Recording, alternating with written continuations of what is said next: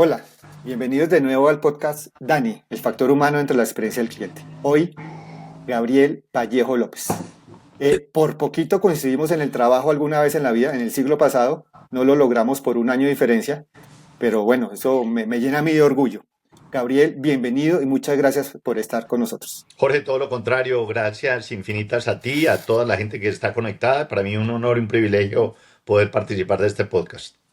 Bueno, Gabriel no necesita presentación, el que quiera, googleo, Gabriel Vallejo López, ahí tienen toda la información, porque pues obviamente su trayectoria aquí en el país es bastante larga, en empresas, director, en ministerio, bueno, varias cosas.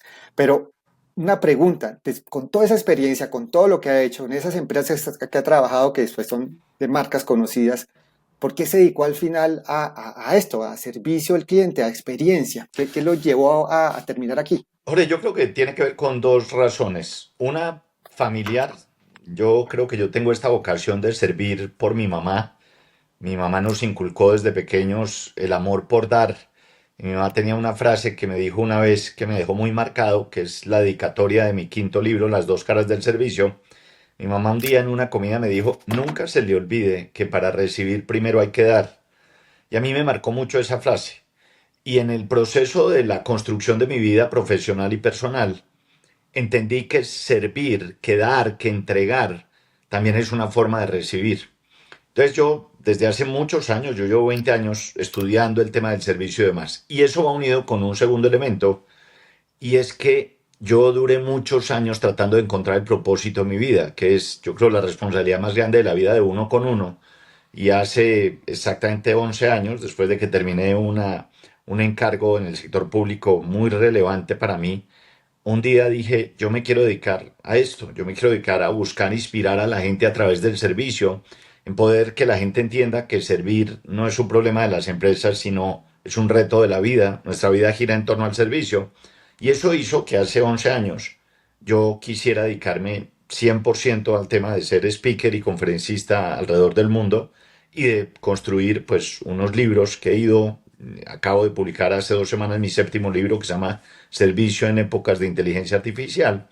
Y esto es un poco ir construyendo sobre lo que va pasando en el entorno y en el mundo. Esa es gran parte de la razón de por qué estoy aquí conectado hablando de este tema tan mágico y maravilloso. Pues buenísimo. Ahorita hablamos de ese séptimo libro porque es que me interesa mucho, pero me acabas de decir una cosa que me hace entender cuando publicas las fotos y eso y comienzas tus conferencias, dices servir con propósito o la magia de servir con propósito. Acabo de entender por qué lo escribes, es justamente por eso. Ese es un tema, Jorge, pero el segundo es que a nuestras generaciones e incluso a las actuales, muy pocas veces les transmitimos que la vida puede tener un propósito distinto al que a nosotros nos inculcaron. Si usted piensa o piensas en la vida nuestra, Sí, en el imaginario de la educación nuestra era, nos decían nuestros padres, repito, de buena fe, te voy a tratar de mandar a un colegio, si puedo te pago una universidad y después consigue un trabajo. Y nunca se me olvida que mi mamá me decía, consiga un trabajo y si lo consigue no lo suelte porque trabajo no hay. Y en el imaginario nuestro estaba entrar a esa empresa, sí, trabajar 30 o 40 años y sí, jubilarnos. Es decir, sí. haz de cuenta que yo creo como que la ruta, el camino del tiempo de mucha gente es soñar con la jubilación para hacer algo. ¿Entiendes? La gente dice, yo trabajo mucho, espero jubilarme para poder viajar, para poder leer, para poder hacer ejercicio. Y un poco el mundo del propósito nos muestra una cosa totalmente distinta y es cuando uno encuentra el propósito de la vida, que para mí es de lejos la responsabilidad más importante de la vida con uno, para uno, la vida fluye. Uno está en un estado de tranquilidad y de felicidad que cuando me preguntan a mí, es tan simple como esto, es, para mí es igual un viernes como hoy que un domingo o que un lunes, porque la vida fluye, porque lo que hago que es esto, hablar, compartir, aprender, es algo que me llena totalmente el alma y eso tiene que ver con encontrar el propósito de vida. Con esto no quiero decir que querer jubilarse y no hacer nada más esté mal. Con esto lo que quiero decir es, yo creo que hay hay un espacio mucho más grande en el universo que uno podría desarrollar y buscar. Hay dos anécdotas que me parecen muy relevantes en esto. La primera, cuando yo le pregunto a la gente en las conferencias quiénes de los presentes se quieren independizar más o menos el 95% de la gente levanta la mano. Por supuesto. Y yo no creo que el mundo independiente sea mejor que el empresarial, pero yo sí creo que el mundo independiente pues tiene unos retos per se maravillosos. El mundo empresarial tiene la magia de la quincena, la seguridad y la tranquilidad. Pero el segundo punto de fondo es que mucha gente cree que el propósito es ganarse una quincena y al final todos trabajamos por una quincena, pero afuera hay 1000 quincenas que uno se puede ganar siendo feliz en lo que hace. Me siento totalmente identificado porque, como te lo decía hace un rato que me preguntaste, ¿ya qué te dedicaste después? Yo hace 28 años dejé el mundo corporativo, todos mis compañeros, amigos me miraron y ¿eso por qué? Porque nace mi primer hijo, quiero tener tiempo para él, ya tengo 3 hijos, ya están grandes, y también quiero trabajar, pero no quiero estar de 7 a 7 y no verlo crecer. Y obviamente en su momento me tomaron como loco, pero en este momento obviamente no me arrepiento y y hago que justamente fluyan los días. Me Maravilloso. decías también hace un rato en un tema del servicio y es que el servicio es una forma de vida en la cotidianidad, en el momento a momento. O sea, explícanos un poco eso para ya entrar justamente en el libro que quiero que toquemos también ese tema. Yo creo que hay una dificultad y es cuando la gente me llama para una conferencia, para que los acompañe en algún proceso, la gente me dice, es que tenemos muchos problemas de servicio en la empresa. Entonces yo les digo, entienda que los problemas de servicio no son problemas de la empresa. Los problemas del servicio son los retos de la vida nuestra. Piensen por un segundo un día normal, cotidiano. No se levanta, se arregla, sale a su lugar de trabajo, pero antes de entrar hay una cafetería y voy a tomarme un café. Ahí yo tengo que esperar que alguien me atienda, pero cuando llego a la empresa tengo que atender a alguien.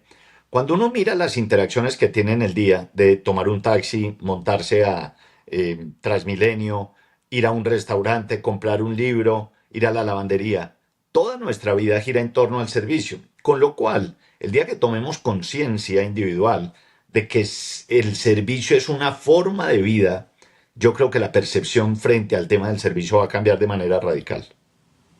Pues yo estoy que llego al libro, pero cada vez me tocas un tema y me ocurre otra idea y no he podido llegar. No te Y preocupes. cómo hacemos eso? ¿Cómo tomamos conciencia? ¿Qué recomiendas? ¿Qué crees que toca hacer, Yo Gabriel? creo que hay muchas cosas. La primera es, yo creo que es muy importante trabajar en lo que a uno le apasiona. Y ese es un tema muy complejo, porque la gente entra en debates que son absolutamente válidos, pero que son, en mi opinión, poco profundos. Es decir, eh, yo le digo a la gente, si usted cada que cruza la recepción de su empresa se dice a sí mismo es que esto no me hace feliz, no hay ninguna posibilidad de que usted preste un buen servicio, que es distinto a cumplir un horario de trabajo. Y como nosotros no tenemos la mayoría, a la gente le cuesta mucho trabajar sobre el propósito y tener, confrontarse a sí mismo, de decir, es que esto no me... te doy un ejemplo concreto. Hace una semana me reúno con el presidente de uno de los bancos más importantes de América Latina, que es muy amigo mío. Este tipo, sobra decir, pues casi no duerme, trabaja 16 horas, 18, vive en un avión, los hijos el Sí. domingo, etcétera. Entonces yo le pregunto en el café, le digo, oiga, pero una pregunta, ¿usted es feliz en lo que usted hace? Y me dice, Gabriel, es que esa palabra, esa pregunta yo ni siquiera me la puedo hacer, porque yo tengo un nivel de compromisos económicos tan grandes que yo no me puedo retirar del banco. A mí me parece que eso no está bien o mal. Lo que yo veo es que cada día más la vida es más cortica, la vida se va yendo. Hay un libro que además les quiero recomendar a todos, que se llama Morir con Cero. Es de los mejores libros, yo lo recomendé, Morir con Cero con Z. Ese Ok. libro lo escribió un gringo, un tipo millonario. Y el mensaje es muy claro. Lo que él demuestra y presenta es la cultura en Estados Unidos, en donde el 80% de la gente sueña con jubilarse a los 60 y tantos para hacer lo que nunca hizo en su vida, en palabras de la gente. Viajar, hacer Sí. deporte, leer, etcétera, etcétera. Y el tipo demuestra estadísticamente que en general en Estados Unidos la gente mayor de 60 años que se jubila, para uno poder viajar, que es el evento número uno que la gente quiere hacer al jubilarse, uno necesita tres cosas. Tiempo, plata y la más Y juventud. importante, salud. Juventud. Salud. Salud. Sí. Y está comprobado que más del 70% de la gente mayor de 65 años en Estados Unidos no puede viajar por temas de salud. Dicho de otra forma, nosotros vamos mirando la vida en qué va a pasar hacia adelante y no qué tengo que hacer hoy, que es parte del tema del propósito de la vida. El propósito no es una cosa que uno encuentra el sábado de 8 a 10. El propósito es un proceso que uno construye todos los días de su vida. Y por eso es que me parece tan relevante entenderse en la vida como yo le sirvo a la gente y esa es una forma de dar. Y si yo hago eso de entregar con amor, con cariño, con pasión, pues la vida es totalmente distinta. Yo le pregunto a la gente, dígame algo más satisfactorio en lo que usted hace, que cuando usted le entrega a un domiciliario un pedido a un niño que haya pedido algo, el niño sonriendo le diga gracias. Yo no conozco algo más mágico, pero repito, esa es mi visión frente a un tema, que es el tema de servicio, en donde por demás somos bastante malos en la prestación del mismo en Colombia y en América Latina. Listo, uno conceptos aquí y ahora sí vamos a llegar al libro. Me dice, venimos programados, sobre todo usted y yo, de nuestra generación, ¿sí? 50, 60, 70, que casa, carro y beca, como decimos, tiene que estudiar, tiene que tener un trabajo, como decía su mamá, y a mí también me decía lo mismo, hay un trabajo decente y estudia algo que le produzca, en fin. Entonces, pues uno seguía un camino. Listo, en un momento dado tenemos que generar conciencia de que, wow, el servicio es. Entonces, listo, generamos conciencia y algunos los logran, los logramos. Yo creo que también he encontrado mi propósito y tengo esa conciencia del servicio y esa actitud de servicio también. Pero llega momentos a la vida moderna, entonces llegamos a su libro, dice el servicio en los tiempos de la inteligencia artificial. Yo quiero servir, yo quiero ayudar, pero las máquinas me van a reemplazar. ¿Qué hago entonces ahora? No, Jorge, yo tengo una visión totalmente distinta. El libro no es un libro de inteligencia artificial, el libro es un libro que muestra cómo la inteligencia artificial tiene un impacto directo en 7 sectores estratégicos de nuestra economía. La cultura, la educación, los restaurantes, los hoteles, la logística, el comercio del sector financiero. Cuando uno mira lo que está pasando, varios comentarios antes. Uno, el tema de la inteligencia artificial no es algo que nació en el 2024 ni el 2023. En esto llevamos más de 20 o 25 años. Dicho lo anterior, hubo un hecho que a mí me parece relevante, que la gente lo tenga claro, que para mí fue el punto de partida, que fue la pandemia. La Claro, pandemia obligó a la gente a desarrollar una serie de comportamientos, actitudes que no teníamos. Entre otras, volverlo digital algo más importante. El tema del teletrabajo, el tema de los domicilios de los restaurantes, el tema de la digitalización de ciertas actividades. Cuando llega la inteligencia artificial, yo creo que nosotros tenemos que entender dos cosas. Uno, es que cuando la gente dice se van a perder X millones de trabajos con la inteligencia artificial, eso es relativamente cierto. Es decir, seguramente esos trabajos se van a obviar, sobre todo de actividades repetitivas, pensemos en, no operativas. sé, operativas, donde uno pueda volver esto mucho más. Pero lo que también es cierto es que la inteligencia artificial no es que esa caiga de la nube automáticamente. Es decir, la data, los algoritmos, hay que introducirlos. ¿Y quién los va a introducir? Gente. Dicho de otra forma, este modelo va a generar muchos, muchísimos puestos de trabajo. Eso es lo primero. Lo segundo, yo creo que por más desarrollo tecnológico que haya, jamás la interacción humana va a ser sustituida completamente. Dicho de otra forma, la tecnología al servicio del servicio y no el servicio al servicio de la tecnología. ¿Y con esto qué me refiero? Hoy en día hay un caso en el libro que me parece muy relevante. En Colombia, el 65% de la gente que hoy llama a un call center quiere seguir hablando con una persona, con un ser humano. Porque la interacción, el poder explicar, el poder hablar, tiene esa connotación. ¿Qué me parece a mí relevante? Que es algo donde las empresas se han equivocado. Yo creo que el mercado está dividido en dos, desde el punto de vista de segmentación. Unos, los nativos digitales, nuestros hijos, nuestros nietos, sobrinos, Sí, que son, por ejemplo, personas que nunca van a ir a una sucursal bancaria, no saben qué es no. hablar con un cajero. Estos son los tipos del New Bank, del Lulo Bank, de plataformas tecnológicas que prestan servicios financieros. Pero estamos el resto. Hoy, el 15% de la población colombiana tiene más de 65 años, pero en 10 años esa cifra puede estar alrededor del 35 o 40%. Esa generación, que es la Sí, mía o la tuya, la mía también, sí, la mía. yo voy al banco a pagar los impuestos porque yo quedo tranquilo con el sello del tipo, yo. Y como yo hay infinidad. ¿Y a esto, con esto a qué me refiero? Que yo creo que esta modalidad híbrida, tecnológicamente hablando, es lo que tiene que pasar. Lo que no puede pretender el banco es pensar y decirle a un señor de 95 años que tenga en el celular la app del banco y que desde ahí maneje sus cuentas. Entonces, yo creo que la inteligencia artificial, uno, es una enorme herramienta que va a generar mucho bienestar en la humanidad. Yo creo que el tema médico va a ser muy importante, el tema de actividades repetitivas, etcétera. Pero también tiene enormes riesgos. Esto tiene unos riesgos muy grandes si este proceso se maneja de manera inadecuada. El libro lo que muestra, por ejemplo, hay varios ejemplos que me impresionaron mucho. entrevisté a la decana de una universidad muy importante de Colombia, de comunicación social. Ella le manda a los alumnos de tercer semestre a analizar una película francesa.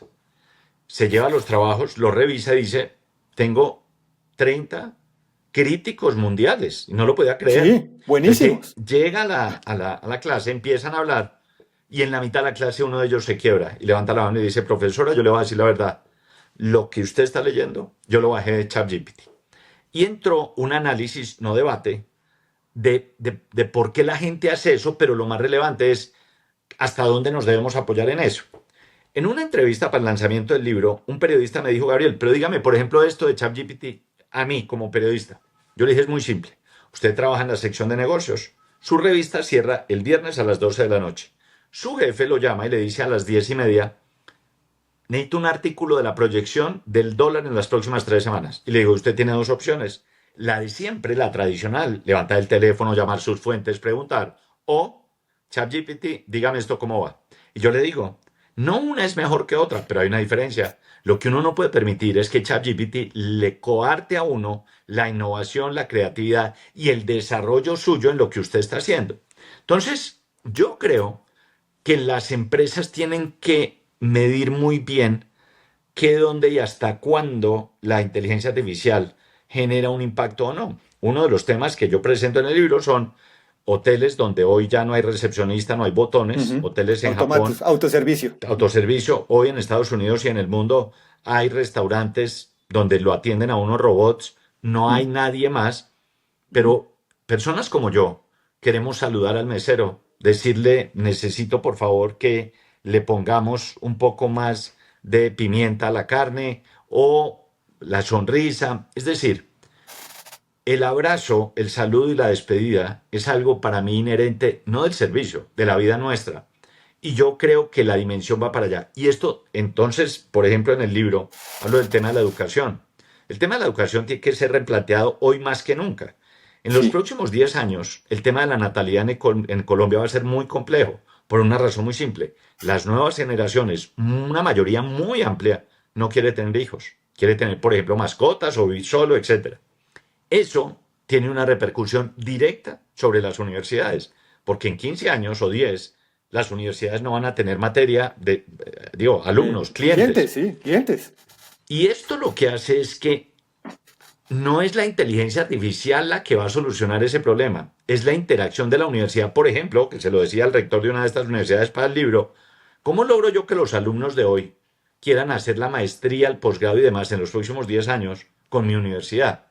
Es decir, yo creo que todo el tema de la inteligencia artificial es muy importante. Pero cuando, por ejemplo, la gente me dice a mí, no, es que el proceso de selección de la empresa ya lo tenemos totalmente digitalizado. O sea, Automatizado, sí, automatizado. yo lo miro a la cara y le digo, el mundo no va por ahí.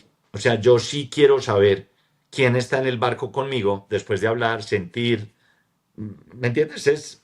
Es un tema al que yo creo que no hay que tenerle tanto miedo. Dicho esto, que sí es de fondo, el debate no es si la inteligencia artificial y la tecnología va a sustituir el talento.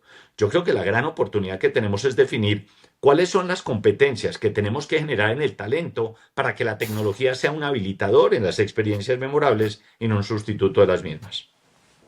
Ok.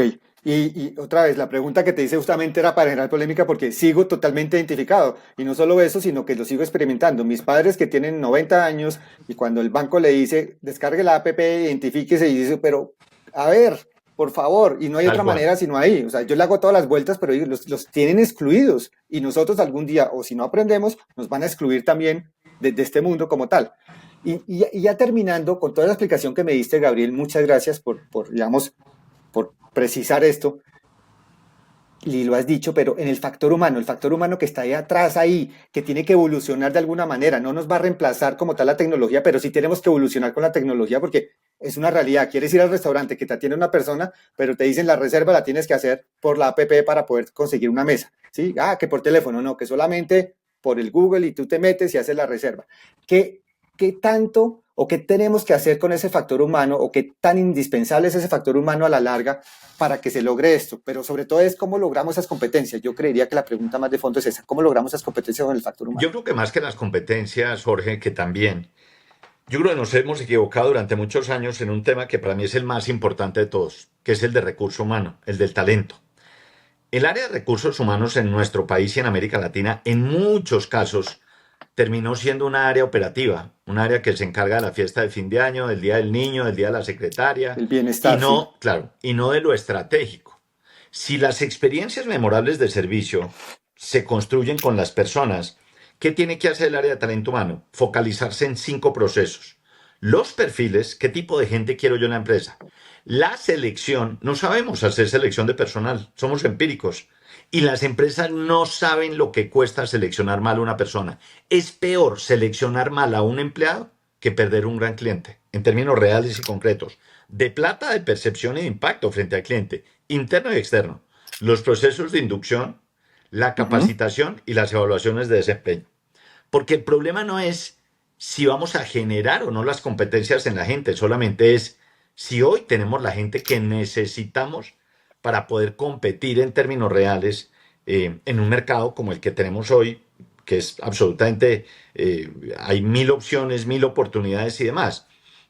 Hablando sobre esto, estaba dictando una conferencia hace unos días para una empresa muy importante de confecciones y yo les decía, entienda que su competidor no es la tienda del frente del centro comercial.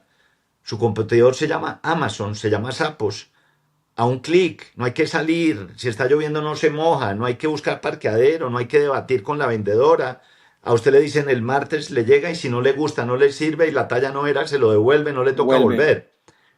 Entender la dinámica de lo que pasa en el mundo en términos del negocio y digamos, el sitio donde estamos marca una diferencia infinita. Miren, y sé que estamos cerrando, pero una experiencia. Estaba dictando una conferencia el viernes de la semana el jueves de la semana anterior en Miami para un banco.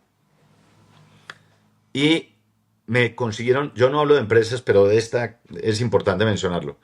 Me consiguieron el regreso en Emirates.